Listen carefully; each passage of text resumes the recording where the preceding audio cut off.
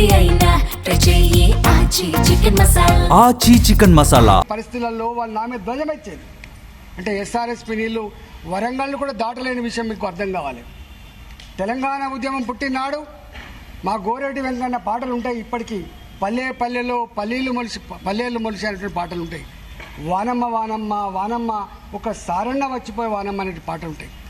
నీళ్ళ కోసమే నిధుల కోసమే సెల్ఫ్ రెస్పెక్ట్ కోసం ఉద్యమించినటువంటి తెలంగాణ ఉద్యమ బిడ్డగా నేను ఇవాళ రాజకీయాలు ఏమైనా ఉండొచ్చు, సిద్ధాంతాలు ఏమైనా ఉండొచ్చు, కానీ మూలాలను మర్చిపోయాడు మనిషి కాదనేది నా సిద్ధాంతం.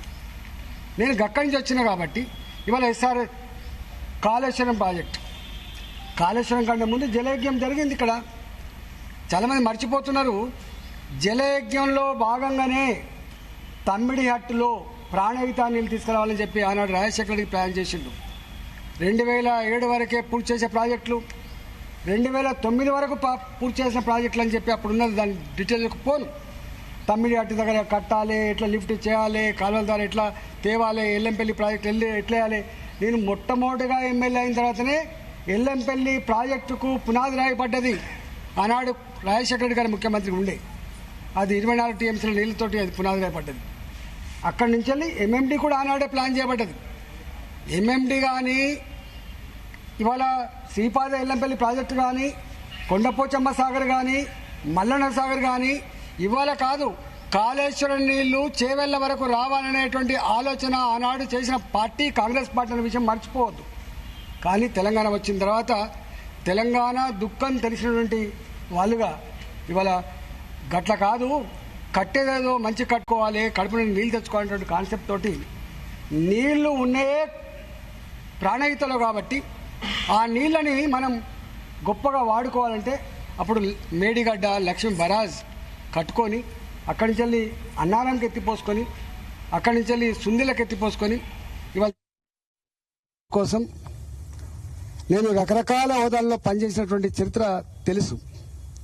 అన్నిటికంటే ముఖ్యంగా తెలంగాణ రాష్ట్ర ఏర్పాటు బిల్లు అసెంబ్లీలో ప్రవేశపెట్టిన నాడు నేను ఆ బిల్లును మద్దతు ఇవ్వమని చెప్పి 1 గంట 2 గంటల పాటు సమైక్య శాసనసభలో అందరినీ కన్విన్స్ చేసినటువంటి వ్యక్తిని నేను ఆ పాత్రలో ఉన్నవాడిని. నేను ఇవాళ రాజకీయాలు ఉంటాయి, రాజకీయాలు ఉండవని నేను, కానీ రాజకీయాల ముసుగులో ప్రజల జీవితాలతో చెలగాటమాడే ప్రయత్నం ఎవడు చేసినా, ఏ పార్టీ చేసినా నాలాంటి వాడిని స్పెక్టేటర్గా ఉండడానికి లేను. నేను నాలాంటి వాడిని అర్థం చేయించే ప్రయత్నం చేస్తా, అవగాహన చేసే ప్రయత్నం చేస్తా, లేని పక్షంలో చీల్చి చెండాడే ప్రయత్నం కూడా చేస్తాం.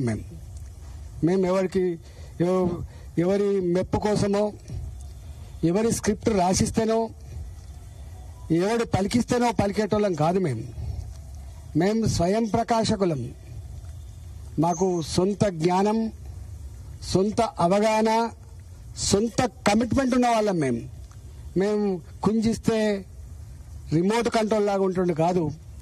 ఈ అవగాహన మా మీద ఆరోపణ చేసేటువంటి నీచులకు ఉండాలని చెప్పి నేను మనవి చేస్తున్నాను. మేము ఏమన్నాం? మేమందల్లా నేను ఆ తెలంగాణ జిల్లా బిడ్డగా ఎస్ఆర్ఎస్పి ఎన్ని విషాదాలు మిగిల్చిందో మాకు తెలుసు. ఎస్ఆర్ఎస్పి రాకముందు ఏముండే, ఎస్ఆర్ఎస్పి వచ్చిన తర్వాత ఏముండో నేను సజీవ సాక్షిని. మా దగ్గర నేను చిన్నప్పుడు 69 నుంచి 73, 74 వరకు భయంకరమైన కరువు ఉండే. ఆనాడు ఎలినినో అని చెప్పిన వాళ్ళు లేకపోవచ్చు, నేనినో అని చెప్పిన వాళ్ళు లేకపోవచ్చు, కానీ భయంకరమైన కరువు ఉండే. ఏ ఇంటికి పోయినా జొన్నన్నం తప్ప వరన్నం లేదు ఆనాడు. చుట్టపొడత్తే తప్ప వరన్నం తినే పరిస్థితి లేకుండా ఆనాడు. గప్పుడు పునాది వేయబడ్డ 64లో పునాది వేయబడ్డ ఎస్ఆర్ఎస్పి వచ్చిన తర్వాతనే మాకింత వరి పండించుకునే, మాకు అప్పటికే కాకతీయుల చెరువుల కింద ఇంత వ్యవసాయం ఉండే కాబట్టి మేము ఇంత చల్లగా బతికినాం.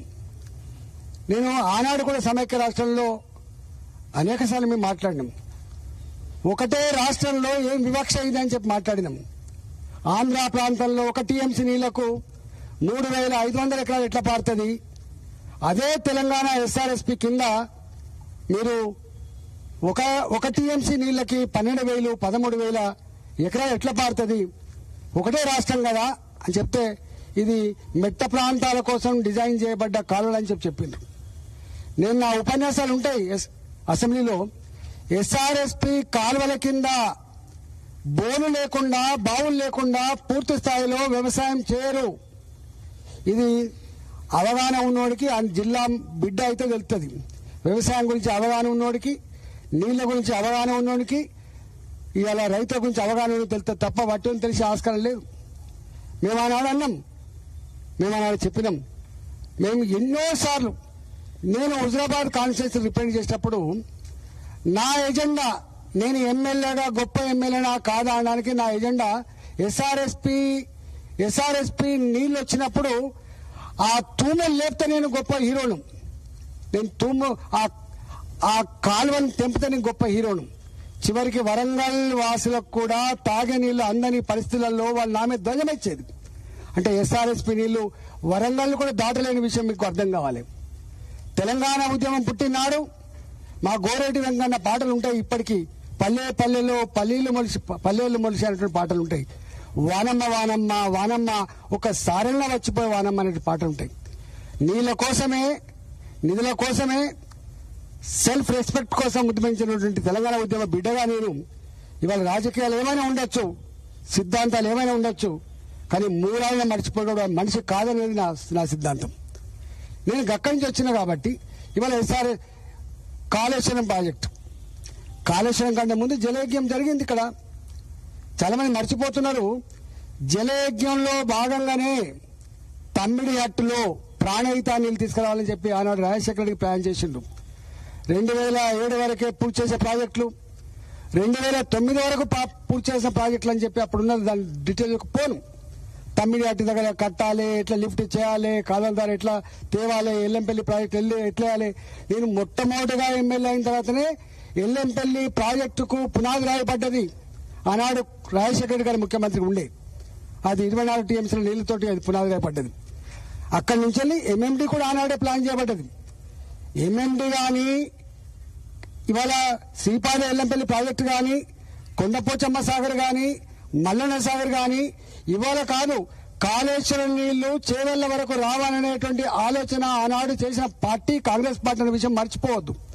కానీ తెలంగాణ వచ్చిన తర్వాత తెలంగాణ దుఃఖం తెలిసినటువంటి వాళ్ళుగా ఇవాళ గట్ల కాదు, కట్టేదేదో మంచి కట్టుకోవాలి, కడుపు నుండి నీళ్లు తెచ్చుకోవాలనేటువంటి కాన్సెప్ట్ తోటి నీళ్లు ఉన్నాయే ప్రాణహితలో కాబట్టి ఆ నీళ్ళని మనం గొప్పగా వాడుకోవాలంటే అప్పుడు మేడిగడ్డ లక్ష్మీ బరాజ్ కట్టుకొని అక్కడి నుంచి వెళ్ళి అన్నారంకి ఎత్తిపోసుకొని అక్కడి నుంచి వెళ్ళి సుందిలకు ఎత్తిపోసుకొని ఇవాళ దీని కెపాసిటీ 16 టీఎంసీలు, అన్నారం కెపాసిటీ 8 టీఎంసీలు, ఇవాళ సుందిల కెపాసిటీ 8 టీఎంసీలు తీసుకుపోయి ఎల్లంపల్లి వేసుకుంటే ఎల్లంపల్లి నుంచి వెళ్ళి మాకు 29 టీఎంసీల నీళ్లు మాకు మినిమం కెపాసిటీ. ఇవాళ రైల్వే జంక్షన్ కాజీపేట ఎట్లా అంటారో ఇవాళ ఉత్తర తెలంగాణకు అడ్డా, నీళ్ళ యొక్క అడ్డా మిడిమానేరు.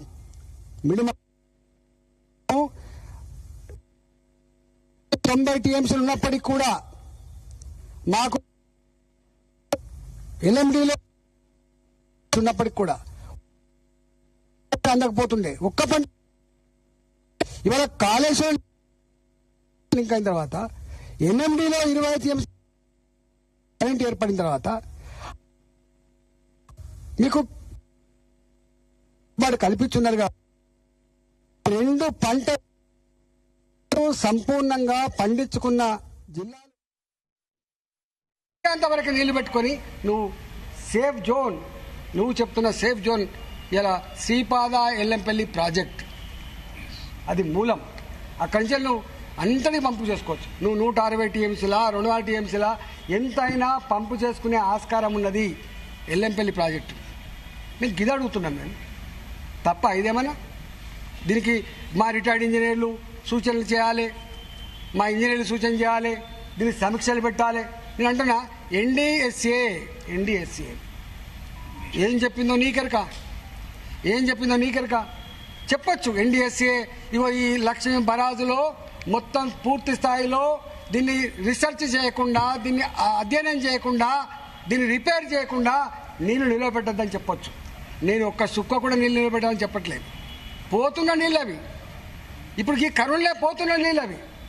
నేను చెప్తున్నట్టుగా ఆ పాయింట్కు వచ్చే పోతాయి ఆ నీళ్లు, లో లెవెల్ పాయింట్కి వచ్చే పోతాయి నీళ్లు, కానీ లిఫ్ట్ చేయమంటున్నాం మేము. మీరు అంటున్నారు దీన్ని అడ్డం పెట్టుకొని రైతుల జీవితాలతో చెలగాటమాడే ప్రయత్నం చేస్తే ఇలా ఖబర్దారని చెప్పి హెచ్చరిస్తాను. ఇవాళ నేను అంటున్నా, మీరు మాట్లాడుతున్నారు, కాంగ్రెస్ పార్టీ నాయకులు, బీఆర్ఎస్ పార్టీ నాయకులు మాట్లాడుతున్నారు, నేను బీజేపీ నాయకులు మాట్లాడుతున్నా. ఇలా బెస్ట్ జడ్జెస్ ప్రజలు మాత్రమే. ఎవరు ఏం చెప్తున్నారు, ఎవరు ఎందుకోసం చెప్తున్నారు, ఎవరు చెప్పే నిజమో రైతాంగం నిర్ణయించుకుంటారు. రైతులు రేపు ట్రీట్మెంట్ ఇస్తారు బాబు, గుర్తుపెట్టుకో. ఇవాళ నేను హైదరాబాద్ ఎంపీని, ఇవాళ నార్త్ హైదరాబాద్ ఎంపీని, నేను ఇక్కడ మున్సిపాలిటీలో నేను ఇవాళ వచ్చిన తర్వాత ఎన్ని బోర్లు వేస్తున్నాను, ఇవాళ ఎన్ని బోర్లు వేస్తున్నాను. 575 MLD తాగే నీళ్లు కావాలి రోజుకని చెప్తున్నా కదా. ఇవాళ 105 MLD నీళ్లు తక్కువ ఉన్నాయని చెప్పి నేను చెప్పట్లే, జేఎస్ రంజన్ ఎవరో రివ్యూ చేస్తే ఇవాళ నిన్న చెప్తా ఉన్నాడు. 105 MLD నీళ్లు ఇవాళ ఉస్మాన్ సాగర్ వాడుకున్నా, ఇవాళ మంజిరా వాడుకున్నా, గోదావరి ఇవాళ కొంత నీళ్ళు ఇచ్చినా, కృష్ణానది కొంత నీళ్ళు ఇచ్చినా, ఇంకా 105 MLD నీళ్లు, దాదాపు 20% నీళ్ళు తక్కువ ఉన్నాయి హైదరాబాద్కి. హెచ్చరిక చేసిండ్రు. మంజిరా ఇంకో 45 రోజుల వరకే నీళ్ళు ఇవ్వగలదని చెప్పి హెచ్చరిక చేసిండ్రు. మరి మీరు ఆల్టర్నేటివ్ చూసుకోమంటున్నారు. ఎక్కడి నుంచి తెచ్చిస్తావు నీళ్ళని? ఏదైనా పశువులు కొట్టుకోవడానికి, కరువత్త బయట కొట్టుకోవడానికి? హైదరాబాద్ ప్రజానికం 1,40,40 లక్షల జనాభా, ఇంకో 40-50 లక్షల జనాభా వచ్చిపోతుంటుంది. 2 కోట్ల జనాభా. ఇది పెద్ద గొప్ప సిటీగా, గొప్ప నగరంగా మనం చెప్పుకుంటాం. ఇక్కడ ఇంత ఐటీ హబ్గా చెప్పుకుంటాం, పరిశ్రమల హబ్గా చెప్పుకుంటాం. మరి ఈ హబ్లో రేపు తాగే నీళ్ళ సమస్య వస్తే ఎట్లా అంటున్నాం. తప్ప అని చెప్పి అడుగుతున్నాం. మేము ఆలోచన చేయండి విద్యులుగా. ప్రభుత్వంలో ఉన్న వాళ్ళు మీరు కదా, చేసే స్థాయిలో ఉన్న వాళ్ళు మీరు కదా, ఆలోచించాల్సింది మీరు కదా. అవసరమైతే రిటర్న్ ఇంజన్తో మీటింగ్ పెట్టు కదా, నీ డిపార్ట్మెంట్తో మీటింగ్ పెట్టు కదా. నీకు అఖిలపక్షం పెట్టే సంస్కారం లేకపోవచ్చు, ఇతర పార్టీల కంటే కూడా నీకు ఎక్కువ అనుభవం ఉండొచ్చు, నాలెడ్జ్ ఉండొచ్చు. మేము కాదంటలేం, నువ్వు మేధా సంపత్తి ఉండొచ్చు. కానీ మేము అడుగుతున్నది రోజువారీగా హెడ్లైన్స్లలో గీ టైటిల్ రావాలని చెప్పే సోకు నీకు ఉంటుండొచ్చు. రోజు ఆ వార్తలు చూసి సంతోషపడుతుండొచ్చు. కానీ ప్రజలు మాత్రం దుఃఖిస్తున్నారు. ప్రజలు దుఃఖిస్తున్నారు. ఇలా అడుగుతున్నారు. నేను మొన్న పోతే ఒక 20 మంది అడిగినా ఏమైందంటే, సార్ తప్పు సార్, నువ్వు పట్టించుకుంటలేవు సార్, నువ్వు మా కరీంనగర్ జిల్లాలో వదిలిపెట్టిపోయినావు, నువ్వు పోయి హైదరాబాద్లో పడ్డావు, కష్టమవుతుందని చెప్తున్నారు అని 20 మందిని అడిగితే 19 మంది తప్పు చేస్తుంది సార్ గవర్నమెంట్ అంటున్నారు. అర్థం చేసుకో, నీ ఇంటెలిజెన్స్ ఎట్టిపోయింది, నీ ఆఫీసర్లు ఎట్టిపోయినరు, నీ కార్యకర్తలు ఉన్నారు, నీ నాయకులు ఉన్నారు, నీ గ్రామాల రిపోర్ట్లు ఉన్నాయి. నువ్వు బీఆర్ఎస్ పార్టీని బోన్లో నిలబెట్టే ఉద్దేశంతో నువ్వు నిలబెడుతున్నది బీఆర్ఎస్ పార్టీ నాయకులను కాదు, నువ్వు నిలబెడుతున్నది రేపు హైదరాబాద్ ప్రజానికాన్ని తాగే నీళ్ళు లేకపోతే నిలబెడతావు. నువ్వు బోన్లో నిలబెడుతున్నది ఉత్తర తెలంగాణ, నల్లగొండ, ఖమ్మం, వరంగల్, కరీంనగర్ ప్రజానికాన్ని, నిజామాబాద్ ప్రజానికాన్ని నువ్వు రైతాంగాన్ని నిలబెట్టబోతున్నావు. రేపు తాగే నీళ్ళకి కాస్త ఇబ్బంది వచ్చే ఆస్కారం ఉంది. కాబట్టి దయచేసి నేను అంటున్నా, రేవంత్ రెడ్డి గారు దాడులు పక్కకు పెట్టు, విమర్శలు పక్కకు పెట్టు, ఎదురుదాడి ప్రజల గురించి ఆలోచించేయి, నీకు ఆశీర్వాదం దొరుకుతుంది. గుర్తుపెట్టుకో. ఇవాళ మమ్మల్ని బీజేపీ బీఆర్ఎస్ ఒకటే, ఎట్లా బీజేపీ బీఆర్ఎస్ ఒకటే రేపు ముందు తెలుస్తుంది బాబు.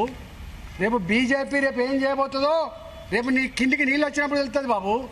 ఇవన్నీ అధికారం ఉన్నప్పుడు అహంకారంతో ఏవి కళ్ళు కనబడకుండా అన్ని మాట్లాడతారు. ఇవాళ నీ వందిమా గాథలు ఆహా ఓ అంటారు. అంతకుముందు ముఖ్యమంత్రి కూడా గిట్లే అన్నారు.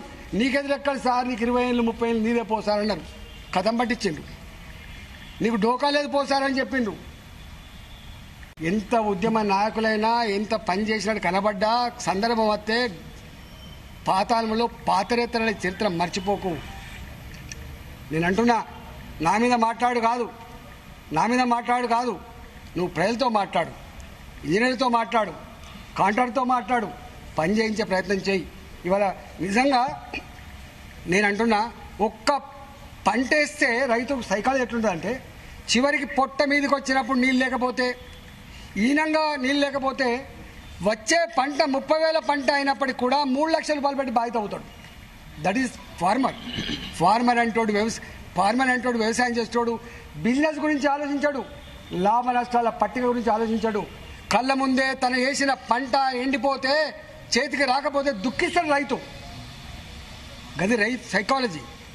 ఇవాళ ఈ లక్ష్మీ ఇవాళ ప్రాణహిత చేవెళ్ళ ప్రాజెక్టు మీ పాత ఏదైతే ఉందో, ఇవాల్టి ప్రాణహిత ప్రాజెక్ట్ ఏదైతే ఉందో, నేను అంటున్నా ఒక్క తడికి నీళ్ళు ఇచ్చినా కూడా పంట బయటపడుతుంది. ఇవాళ వర్షాలతో, బాయిల నీళ్ళతో, బోర్ల నీళ్ళతో, చెర్ల నీళ్ళతో పంటలు నోటికాడికి వచ్చి ఒక తడి లేకపోతే ఎండిపోతాయి, 2 తడి లేకపోతే ఎండిపోతాయి. అలాంటి పంటలకు శ్రీరామ రక్ష ఈ ప్రాజెక్ట్. మేము అంటున్నాం మొత్తానికి మొత్తమే ఇక ఈ వర్షాలు పడే ఈ చెర్లొద్దు, ఈ కుంటలొద్దు, ఈ సహజంగా వచ్చే నీళ్ళొద్దు, ఎత్తిపోద్దామని ఎవడ అంటాడా మూర్ఖుడు? అంటున్నది ఏంటంటే ఇవన్నీ ఉండంగా కూడా చివరి వరకు పంట పండకపోతే రైతు అనేవాడు నష్టపోతున్నాడు కాబట్టి, వేల కోట్ల రూపాయలు నష్టపోతున్నాడు కాబట్టి, రైతుల ఆత్మహత్యలని చెప్పి మనం చర్చించడం కాబట్టి, రైతు అడిచిన రాజ్యం బాగుపడదు కాబట్టి, ఎద్దడిచిన వ్యవసాయం బాగుపడదు కాబట్టి, రైతుల ఆత్మహత్య దేశానికి మంచిది కాదు కాబట్టి ఇవాళ కేంద్ర ప్రభుత్వం కూడా వ్యవసాయానికి ఎంత పెద్ద పీట వేసిందో మనం చూస్తా ఉన్నాం. లక్షల కోట్ల రూపాయల సబ్సిడీ ఉన్న ఎరువులు సబ్సిడీ ఇస్తుంది. స్వయంగా కేంద్ర ప్రభుత్వమే, నరేంద్ర మోడీ గారే స్వయంగా రైతుకు 6,000 రూపాయల చొప్పున సంవత్సరానికి ఇస్తాడు. ఇవన్నీ కూడా రైతు ఇలా మన దేశం ఇవాళ మన దేశం వ్యవసాయ దేశం. మన ఎకానమీ దాని మీద ఆధారపడి ఉంటుంది. 165% మంది ఇవాళకి కూడా గ్రామాలలో ఉంటున్నారు. వాళ్ళ కులాలు వేరు కావచ్చు, మతాలు వేరు కావచ్చు, రైతులు కావచ్చు, రైతుల దగ్గర పనిచేసే కూలీలు కావచ్చు. వ్యవసాయం మంచుకుంటేనే బట్టల షాపు నడుస్తుంది, వ్యవసాయం మంచుకుంటేనే బంగాళ షాపు నడుస్తుంది, వ్యవసాయం మంచుకుంటేనే పిల్లల ఫీజు కడతారు, వ్యవసాయం మంచుకుంటేనే పెళ్ళిళ్ళు అవుతుంది. ఆ జ్ఞానం మీకు లేదు. వ్యవసాయం తప్ప మరో మార్గం లేదు. ఇవాళకి కూడా కోట్ల మంది ప్రజానికానికి అక్కడ చేసుకొని అన్నం పెట్టగలిగే తల్లి భూతల్లి అని చెప్పి మనం మాట్లాడుకున్నాం కదా. గా భూతల్లి కదా నీళ్ళ కోసం అలడపడుతున్నది, గా నీళ్ళ కోసమే కదా నువ్వు రాజకీయం చేస్తున్నది. అందుకే వెంటనే నేను ఉత్తమ్ కుమార్ రెడ్డి గారు ఉత్తమంగా ఆలోచిస్తానని చెప్పి అనుకుంటున్నా. ఉత్తమ్ కుమార్ రెడ్డి గారు వెంటనే బేజ్జాలు బంద్ చేసి రాజకీయాలు బంద్ చేసి తక్షణమే నీళ్లు లిఫ్ట్ చేయాలని చెప్పి నేను డిమాండ్ చేస్తున్నా.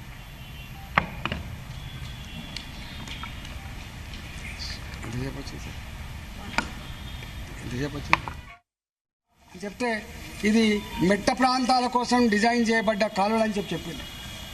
నేను నా ఉపన్యాసాలు ఉంటాయి అసెంబ్లీలో. ఎస్ఆర్ఎస్పి కాలువల కింద బోర్లు లేకుండా, బావులు లేకుండా పూర్తి స్థాయిలో వ్యవసాయం